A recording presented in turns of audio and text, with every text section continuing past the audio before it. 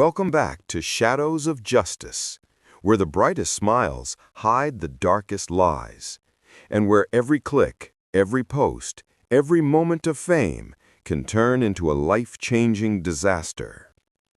Before we begin, hit the subscribe button, because tonight's story is a chilling reminder that sometimes the person you trust the most is the person who destroys you. March 3rd, 2021.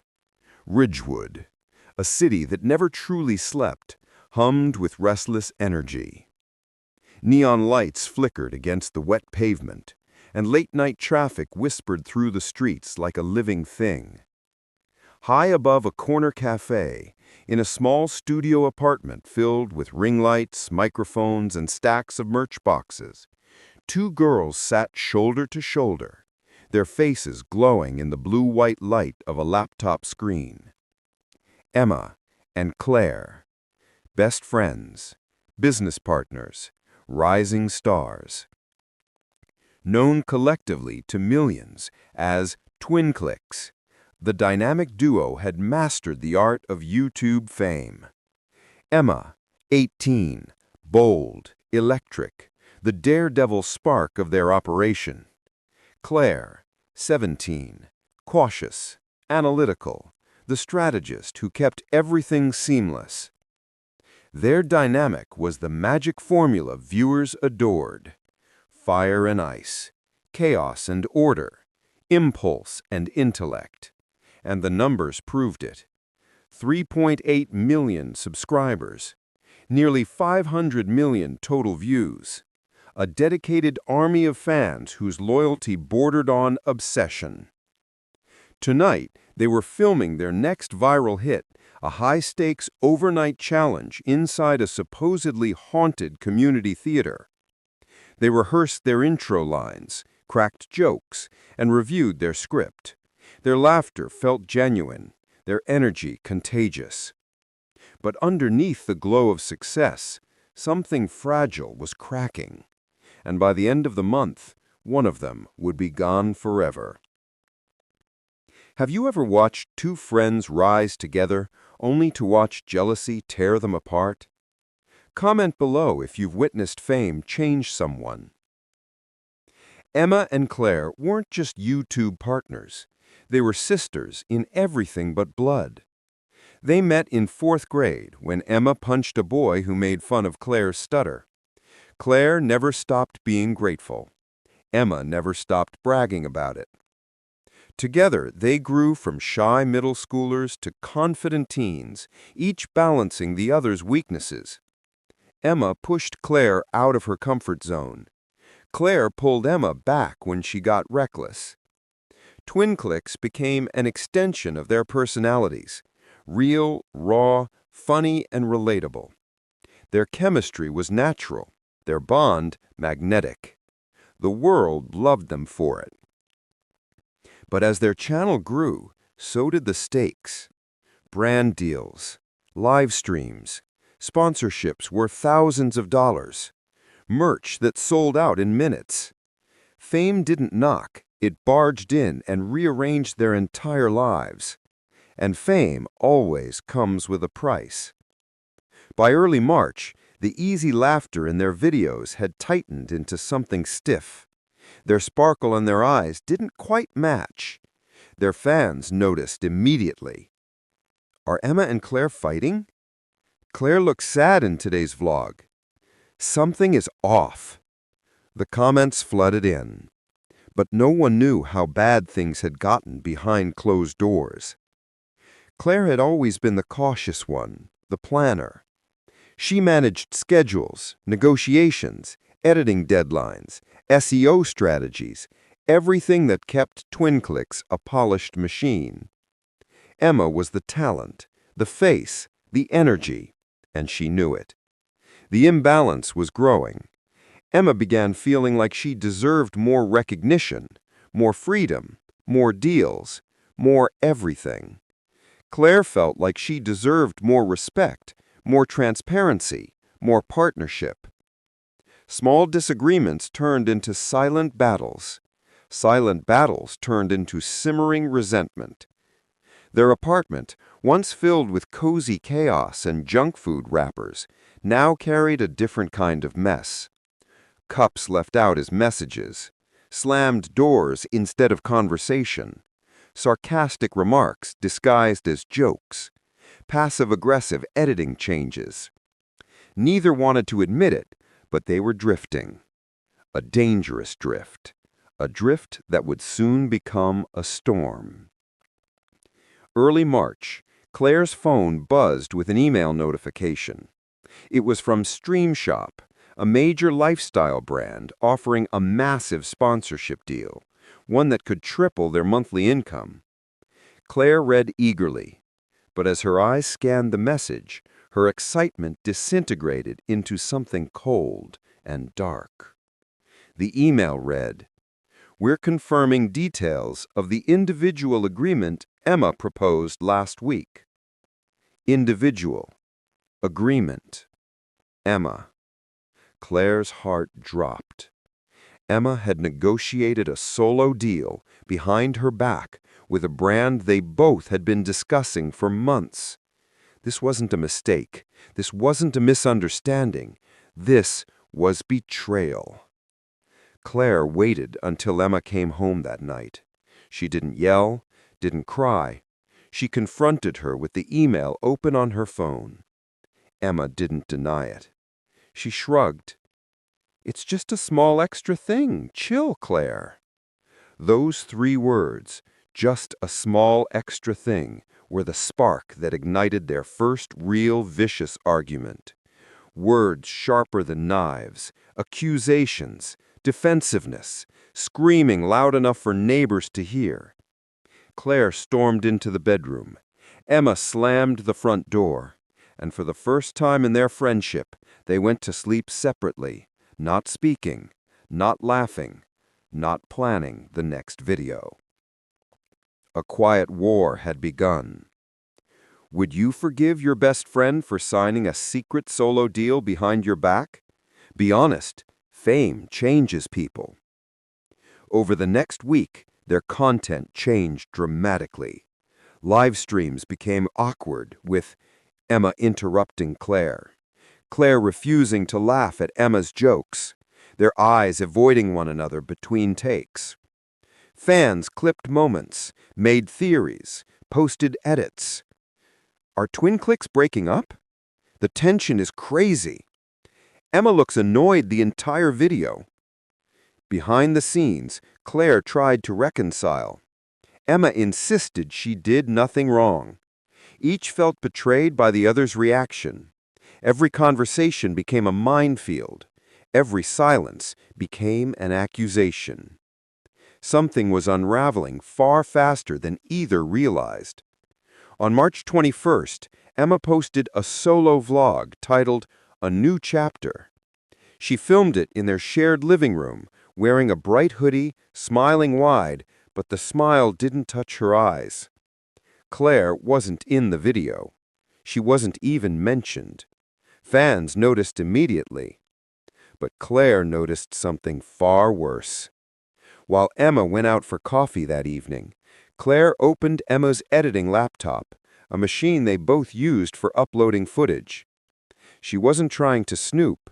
She was only checking their shared content calendar. But what she discovered chilled her completely. A folder titled Emma Rebrand, Launch April 1st. Inside were new logos, new intro scripts, a full video lineup, branding mock-ups, and a sponsorship contract. No mention of Claire, no mention of TwinClicks, no indication that they were partners at all. Claire sank onto the couch, shaking.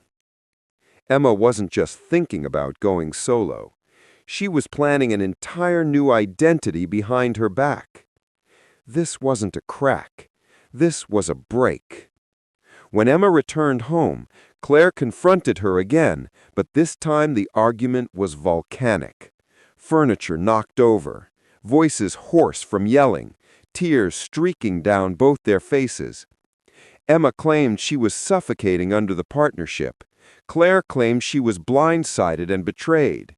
And then, suddenly, they stopped. Apologies, hugs, promises. They agreed to fix things. But beneath the surface, something darker had taken hold. Someone was done forgiving. Someone was finished sharing. Someone was planning revenge. Over the next 4 days, things grew stranger. Emma became overly sweet, too sweet. Claire became quietly anxious. Emma cooked dinner. Emma cleaned the apartment. Emma suggested filming together again. Claire wanted to believe things were improving, but her gut whispered otherwise. Something felt wrong, very wrong. She wrote in her digital journal, "Emma is acting different, almost like she's trying too hard. I don't know what to think anymore." That was Claire's last journal entry. 4 days later, she vanished. Claire Bennett, 17, cautious, brilliant, thoughtful, did not show up for her morning live stream for the first time in 3 years. The notification read, "Stream canceled due to technical issues. Sorry, ClickFam." But fans knew that wasn't Claire's writing. Claire always typed full sentences, perfect grammar, warm tone. This message felt cold, rushed, off. At exactly 9:42 a.m., her phone went offline. At 10:11 a.m., her location sharing, which she always kept on for safety during shoots, blinked out. By noon, her mother had called her 4 times with no answer. By 5 p.m., Claire's best friend from school messaged Emma, "Hey, is Claire okay? She's not responding." Emma replied at 8:43 p.m., "She's probably sleeping, LOL." That was the message that made fans suspicious later. Because at 7:58 p.m., neighbors reported hearing a terrifying scream from the girl's apartment. And at 3:01 a.m., Emma was caught on surveillance footage leaving the building.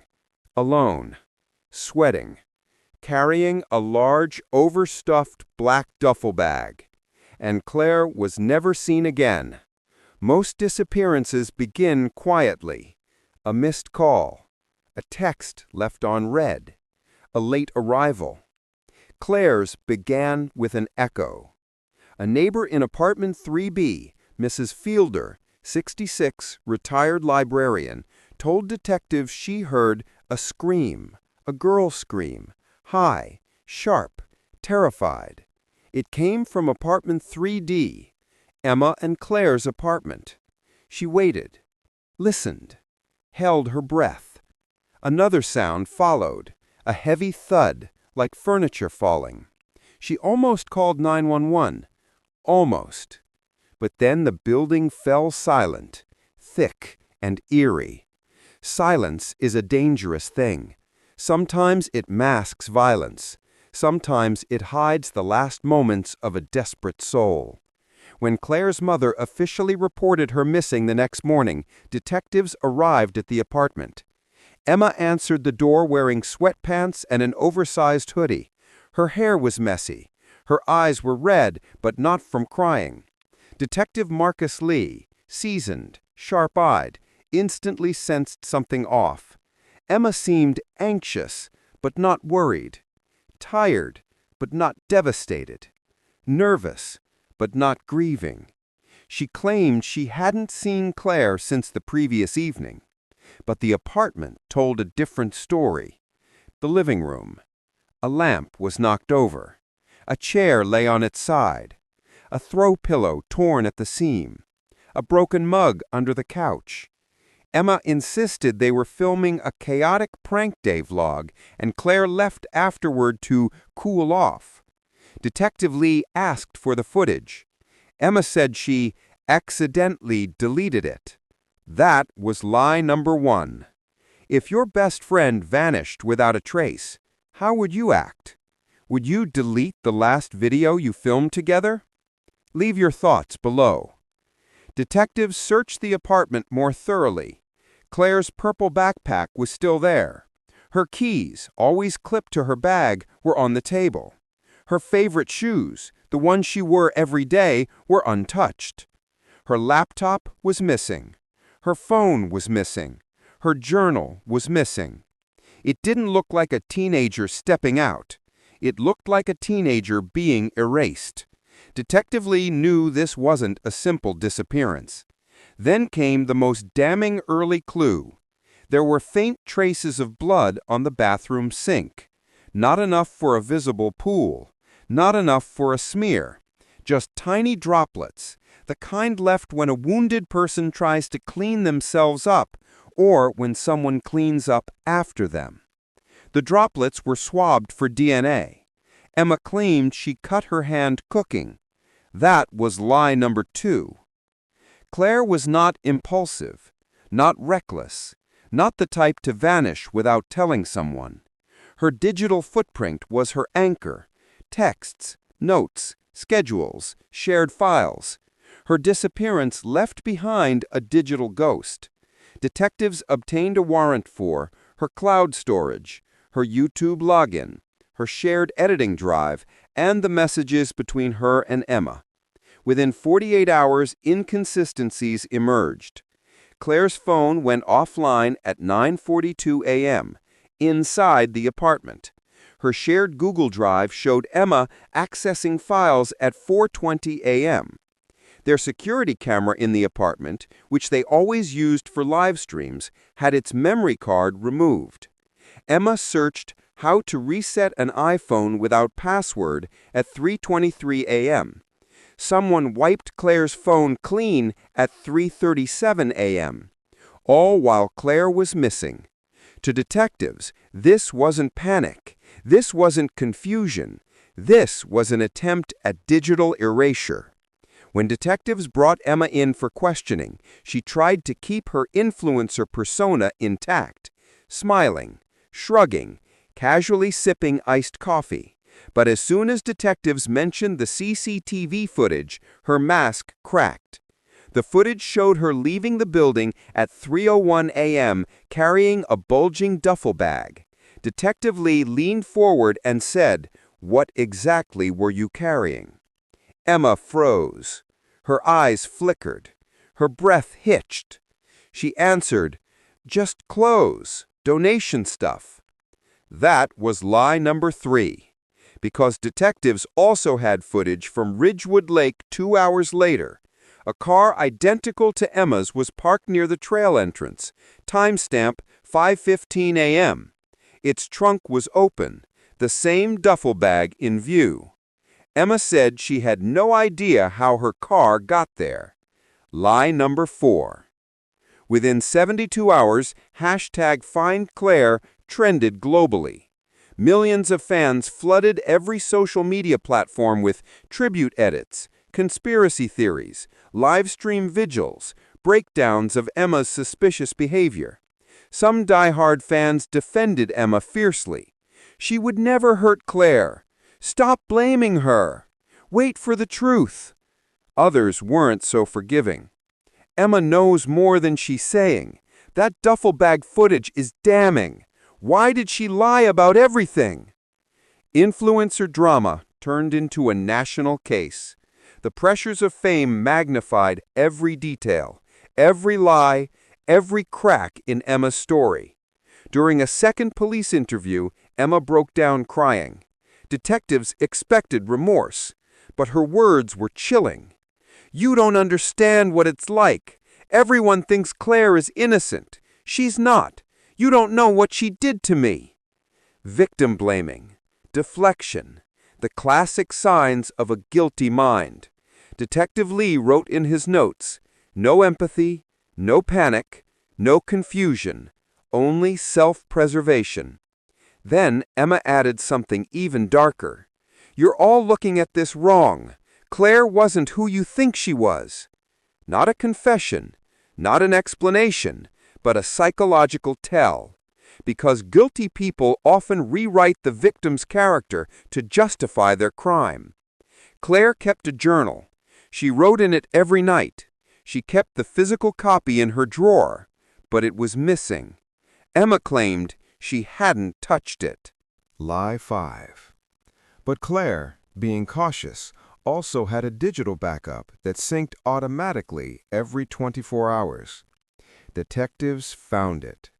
Inside were entries from the entire month of March, detailing the growing fights, Emma's secret brand deals, the frightening calm before the storm, Emma's strange behavior after March 21, Claire's feeling of being watched, Claire's fear of sleeping in the same room as Emma.